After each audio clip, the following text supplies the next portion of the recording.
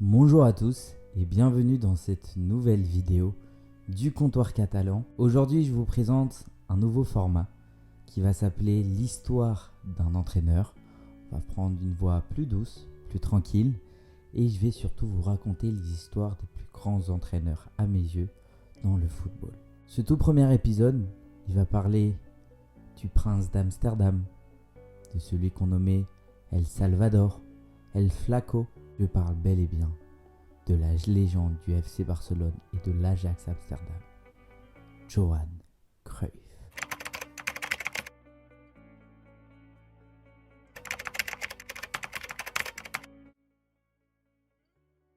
Hendrik Johannes Cruyff est né le 25 avril 1947 à Amsterdam. Il est le fils de commerçants habitant en face du stade de l'Ajax Amsterdam. Le père de Johan meurt d'une crise cardiaque lorsque le jeune a 12 ans. Sa mère l'élève donc seule pour subvenir à leurs besoins. Tout simplement, elle va travailler auprès de l'Ajax Amsterdam en tant que femme de ménage. Il faut savoir que juste avant, elle y avait inscrit son fils à l'âge de 10 ans. Et ses talents ont vite été remarqués. En 1963, Johan signe son premier contrat avec l'Ajax Amsterdam. Il faut savoir qu'en même temps, il aimait d'autres sports comme par exemple le baseball, mais il décide de tout arrêter à l'âge de 15 ans et de se concentrer sur le football. Le 15 novembre 1964, alors qu'il n'a que 17 ans, le jeune prince d'Amsterdam, c'est comme ça qu'on le surnomme, débute face au FC Groningen. Il marque un but malgré la défaite 3. Mais là où sa carrière va déjà un petit peu changer, ça sera la saison suivante où il va tout simplement marquer un doublé face au DWS Amsterdam. Et ce sera après cela qu'il va tout simplement devenir titulaire. Ça sera lors de la saison 68-69 où tout simplement l'Ajax Amsterdam va être remarqué.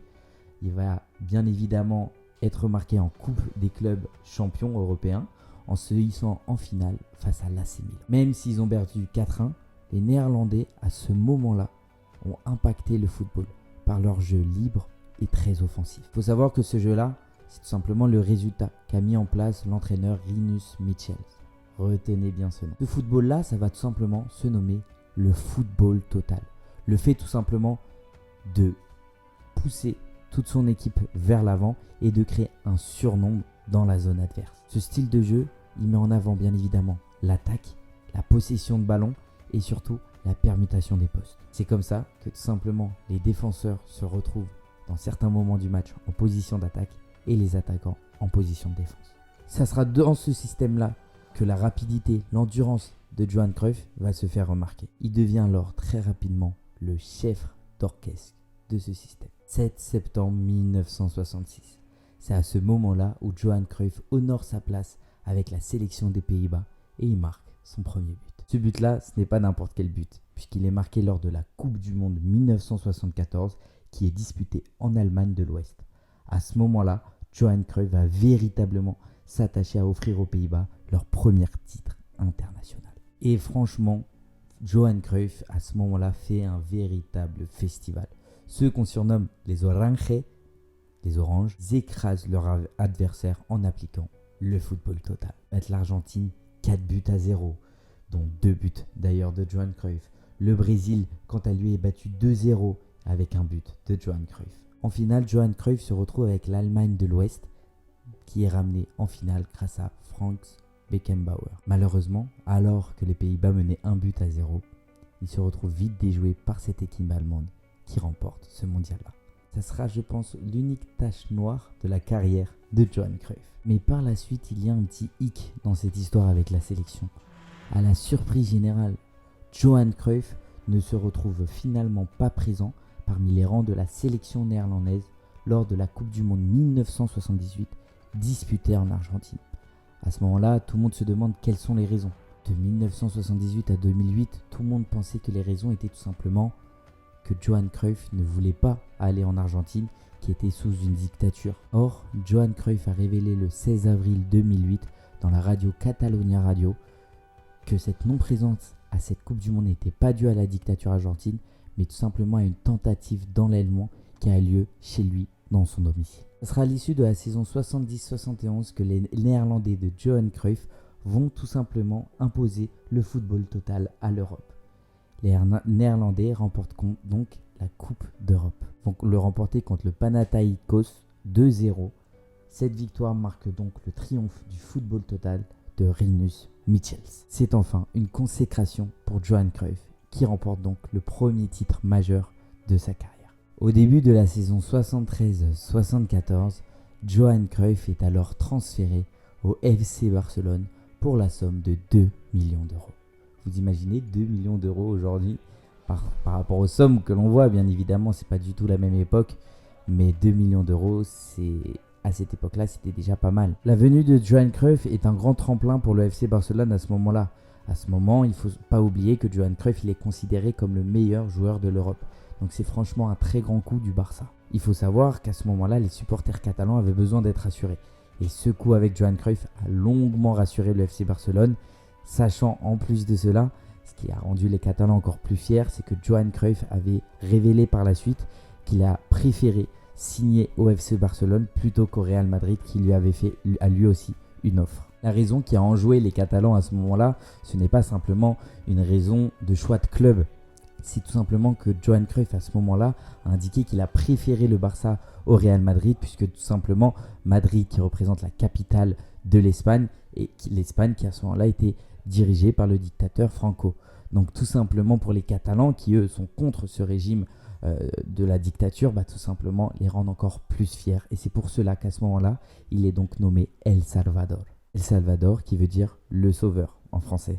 Et il est vraiment considéré comme un sauveur, parce qu'en 73-74, le Barça à ce moment-là n'avait pas gagné de Liga depuis 59-60. Donc tout simplement, à ce moment-là, il est vraiment considéré comme un sauveur. Il redonne une tonne d'espoir aux Catalans. Il débute sous ses nouvelles couleurs le 28 octobre 1973 sous la direction de Rinus Michels. Je vous avais dit de retenir ce nom. Oui, Rinus Michels, bien évidemment l'entraîneur de la grande époque de l'Ajax Amsterdam, où il y avait aussi un certain Johan Cruyff. L'équipe ne perd plus aucun match et est sacré champion d'Espagne. Il faut comprendre que le point culminant de ce 9e titre dans l'histoire du Barça, ça a été lors du Classico de cette époque-là, le 17 février 1964, où tout simplement le FC Barcelone bat le Real Madrid sous le score de 5-0 à Madrid. La Manita. Johan Cruyff reste donc 5 saisons au FC Barcelone jusqu'en 1978 et il quitte le Barça sur une victoire en Coupe du Roi. On peut dire d'un point de vue sportif que son passage au FC Barcelone n'est pas si ouf que ça. Oui, elle est belle dans l'histoire, mais en nombre de titres, elle n'est pas si ouf. Uniquement 2 titres gagnés. Mais la passion qui relie El Flaco, celui aussi qu'on appelait El Flaco, le maigre, tout simplement, qui relie son histoire au FC Barcelone, va bien au-delà d'uniquement les titres qu'il a apportés.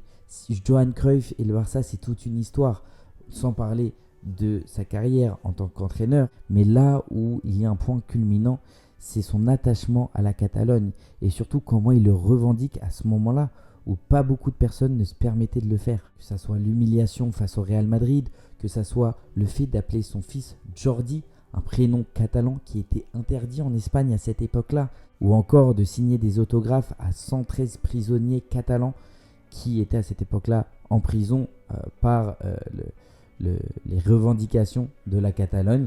Et tout simplement, Johan Cruyff s'est rendu dans les prisons pour leur signer des autographes. Clairement, pour le Barça, Johan Cruyff est bien plus qu'un simple footballeur. En décembre 1981, il décide de retourner dans son club formateur, le début de sa carrière à l'Ajax Amsterdam. Ce qui est beau dans cette histoire, c'est qu'il revient à l'Ajax Amsterdam. Dès son premier match, il marque un but alors qu'il a 34 ans. Elle est belle l'histoire. Il remporte même cette année-là le championnat des Pays-Bas en marquant un total de 14 buts. Pourtant, en 1983, l'histoire ne pouvait pas être si belle que ça. En effet, l'Ajax Amsterdam refuse de prolonger le contrat de Johan Cruyff. Furieux, Johan Cruyff prend une décision radicale. Il décide à ce moment-là de s'engager alors avec le rival de l'Ajax Amsterdam, le Feyenoord de Rotterdam. À ce moment-là, il arrive même à faire un doublé championnat Coupe des Pays-Bas. Et ça sera donc en 1983-84 que Johan Cruyff décide de ranger ses crampons.